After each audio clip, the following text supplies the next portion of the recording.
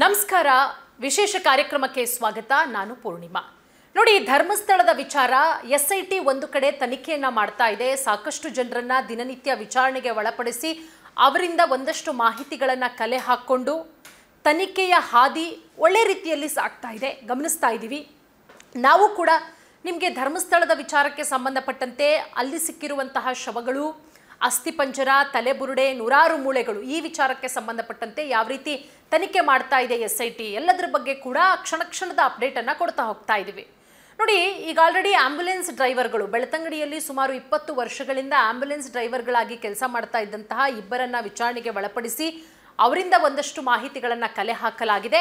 ಅದು SIT ತನಿಖೆಗೆ ಮುಂದಿನ ದಿನಗಳಲ್ಲಿ ಯಾವ ರೀತಿ ಸಹಕಾರಿಯಾಗುತ್ತೆ ಅನ್ನೋದನ್ನು ಕಾದು ನೋಡಬೇಕು. ಇದೆಲ್ಲದರ ನಡುವೆ ನೋಡಿ, ಈ ಧರ್ಮಸ್ಥಳದ ವಿಚಾರ SIT ತನಿಖೆಗೆ ವಹಿಸಿದ ನಂತರ ಒಂದಷ್ಟು ಜನರು ಕಾಣಿಸ್ಕೊಳ್ತಾರೆ. ಅದರಲ್ಲಿ ಮಾಸ್ಕ್ ಮ್ಯಾನ್ ಚಿನ್ನಯ್ಯ ನೂರಾರು ಶವಗಳನ್ನು ಹೂತಿಟ್ಟಿದ್ದೀನಿ ಅಂತ ಹೇಳಿ ಜಾಗಗಳನ್ನು ತೋರಿಸ್ತಾರೆ. ಅದರಲ್ಲಿ ಒಂದಿಷ್ಟು ಕಡೆ ಶವಗಳು ಸಿಗುತ್ತೆ, ಬಟ್ ಬೇರೆ ಕಡೆ ಆತ ತೋರಿಸಿದಂತಹ ಬೇರೆ ಬೇರೆ ಕಡೆ ಬರೀ ಗುಂಡಿ ತೋಡಿದ್ದೇ ಬಂತು. ಯಾವುದೇ ರೀತಿಯ ಅಸ್ಥಿಪಂಜರಗಳಾಗಲಿ, ಮೂಳೆ ಆಗಲಿ, ತಲೆಬುರುಡೆಗಳಾಗಲಿ ಯಾವುದೂ ಕೂಡ ಸಿಗಲಿಲ್ಲ. ಅದಾದಮೇಲೆ ಚಿನ್ನಯ್ಯ ಎಲ್ಲೋ ದಾರಿ ತಪ್ಪಿಸುವಂತಹ ಕೆಲಸ ಮಾಡ್ತಾ ಇದ್ದಾರೆ.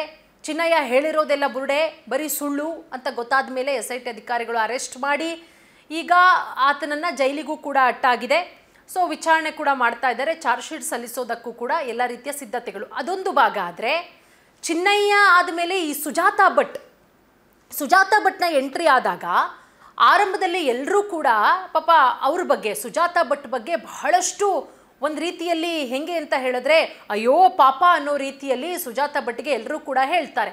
ಆದರೆ ಆ ಲೇಡಿ ಎಷ್ಟರ ಮಟ್ಟಿಗೆ ಡ್ರಾಮಾ ಮಾಡ್ತಾ ಇದ್ರು ಸುಜಾತಾ ಭಟ್ ಅಂತ ಹೇಳಿದ್ರೆ, ಕ್ಷಣಕ್ಕೊಂದು ಹೇಳಿಕೆಗಳು, ಕ್ಷಣಕ್ಕೂ ಒಂದು ಹೇಳಿಕೆಗಳು. ಇವತ್ತು ನಮ್ಮ ಸ್ಟುಡಿಯೋಗೆ ಬಂದು ಸುಜಾತಾ ಭಟ್ ಒಂದು ಹೇಳಿಕೆಯನ್ನು ಕೊಟ್ಟರೆ, ಇನ್ನೊಂದು 15 ನಿಮಿಷನೋ 1 ಗಂಟೆ ಬಿಟ್ಟು ಇನ್ನೊಂದು ಸ್ಟುಡಿಯೋದವ್ರು ಕರ್ಕೊಂಡೋಗಿ ಕೂರಿಸ್ಕೊಂಡ್ರೆ ಅಲ್ಲಿ ಸುಜಾತಾ ಭಟ್ ಹೇಳ್ತಾ ಇದ್ದಿದ್ದು ಮತ್ತೊಂದು ಹೇಳಿಕೆ.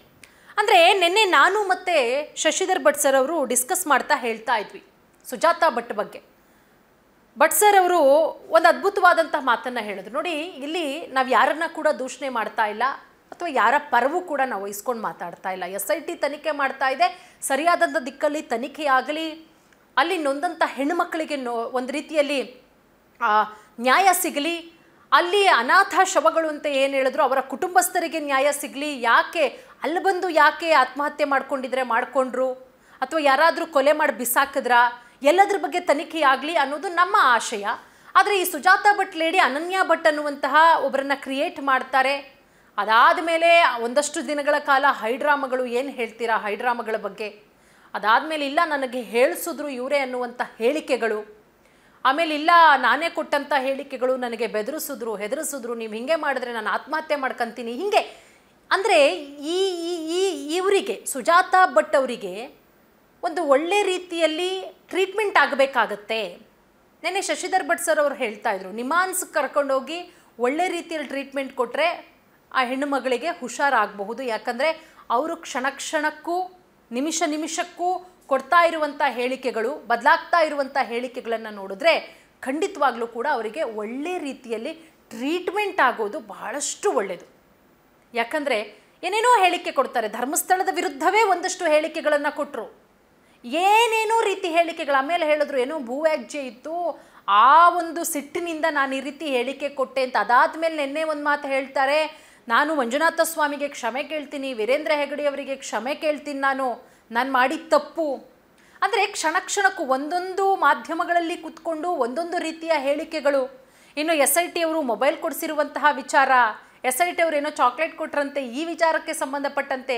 ಅಂದರೆ ಇಲ್ಲಿ ಸುಜಾತಾ ಭಟ್ ಎಲ್ಲರನ್ನ ಕೂಡ ಮಂಗ ಮಾಡ್ತಾ ಇದ್ದಾರಾ ಅನ್ನುವಂತಹ ಪ್ರಶ್ನೆ ಬಹಳ ಸ್ಪಷ್ಟವಾಗಿ ಕಾಡುವಂಥದ್ದು.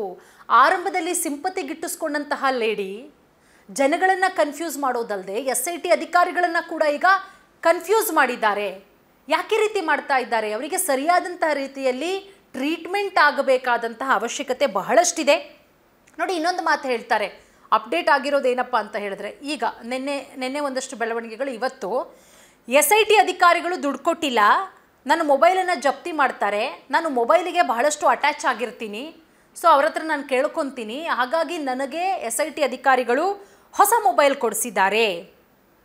ನಾನು ಮೊಬೈಲ್ಗೆ ತುಂಬ ಅಟ್ಯಾಚ್ ಆಗಿದ್ದೆ, ಹಾಗಾಗಿ ನನಗೆ ಹೊಸ ಮೊಬೈಲು. ಸೊ SIT ಅಧಿಕಾರಿಗಳು ನನಗೆ ದೂರು ಕೊಟ್ಟಿಲ್ಲ, ನನ್ನ ಮೊಬೈಲ್ ಜಪ್ತಿ ಆಗಿದೆ, ಹೀಗಾಗಿ ನನಗೆ ಬೇರೆ ಮೊಬೈಲ್ ಕೊಡಿಸಿದ್ದಾರೆ. ನನಗೆ ಯಾರೂ ಕೂಡ ದುಡ್ಡು ಕೊಟ್ಟಿಲ್ಲ, ಮಾನವೀಯತೆಯಿಂದ ಮೊಬೈಲ್ ಕೊಟ್ಟಿದ್ದಾರೆ. ನಾನು ಮೊಬೈಲ್ಗೆ ತುಂಬ ಅಟ್ಯಾಚ್ ಆಗಿದ್ದೆ, ಹಾಗಾಗಿ ನನಗೆ ಮೊಬೈಲ್ ಕೊಟ್ಟಿದ್ದಾರೆ. ನಾನು ಹತ್ಕೊಂಡು ಕೇಳಿದೆ ನನಗೆ ಮೊಬೈಲ್ ಕೊಡಿ ಅಂತ ಹೇಳಿ. ಸೊ ನನಗೆ BP ಇದೆ, ಹಾಗಾಗಿ ನನಗೆ ಚಾಕ್ಲೇಟ್ ಕೊಟ್ಟರು.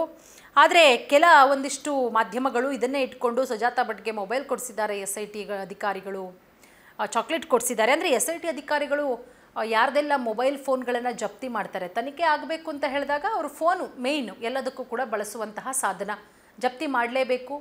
ಅದರಲ್ಲಿರುವಂತಹ ಒಂದಷ್ಟು ಮಾಹಿತಿಗಳನ್ನು ಕಲೆ ಹಾಕಲೇಬೇಕು. ಹಾಗಾದರೆ SIT ಅಧಿಕಾರಿಗಳು ಎಲ್ಲರ ಫೋನನ್ನು ಜಪ್ತಿ ಮಾಡಿ ಎಲ್ಲರಿಗೂ ಕೂಡ ಹೊಸ ಫೋನ್ ಕೊಡಿಸ್ತಾರಾ ಅನ್ನುವಂತಹ ಪ್ರಶ್ನೆ. ನಿನ್ನೆ ಶಶಿಧರ್ ಬಡ್ಸರು ಕೂಡ ಇದೇ ಪ್ರಶ್ನೆಯನ್ನು ಮಾಡಿದ್ರು.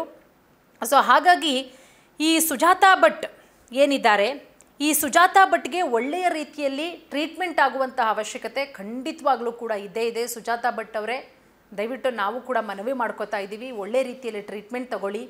ಏನು ನೀವು ಹೇಳಿದ್ರಿ, ನಂಗೆ 60 ವರ್ಷ ಆಗೋಗ್ಬಿಟ್ಟಿದೆ, ಇನ್ನು ಉಳಿದಂತಹ ಜೀವನವನ್ನು ಆರಾಮಾಗಿ ಕಳಿಬೇಕು ಅಂದ್ಕೊಂಡಿದ್ದೀನಿ ನಾನು, ಎಲ್ಲ ಗೊಂದಲಗಳನ್ನು ಬಿಟ್ಟು ಅಂತ ಹೇಳಿ.